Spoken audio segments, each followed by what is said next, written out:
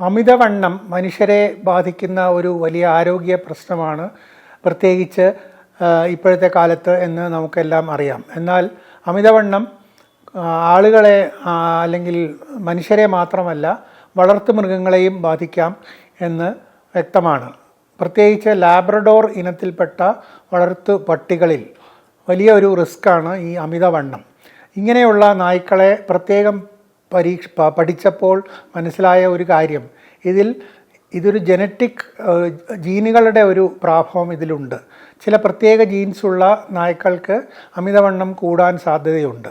എന്നാൽ ഈ ജീൻസുള്ള നായ്ക്കളിൽ തന്നെ കുറച്ച് വളരെ സ്ട്രിക്റ്റായിട്ടുള്ള യജമാനന്മാരുള്ള നായ്ക്കളിൽ അമിതവണ്ണത്തിനുള്ള സാധ്യത കുറവായിരിക്കുന്നതായും, എന്നാൽ അത്ര സ്ട്രിക്റ്റ് അല്ലാത്ത യജമാനന്മാരുള്ള നായ്ക്കളാണെങ്കിൽ അമിതവണ്ണത്തിലേക്ക് പോകാനുള്ള സാധ്യത കൂടുന്നതായും കണ്ടെത്തിയിട്ടുണ്ട്. ഇത് വളരെ രസകരമായെങ്കിലും അതേസമയത്ത് വളരെ പ്രയോജനപരമായ ഒരു കണ്ടുപിടുത്തമാണ്. മനുഷ്യരുടെ കാര്യത്തിലും ഒരു ജനിതക സ്വഭാവം അമിതവണ്ണത്തിനുണ്ട് എന്നറിയാം.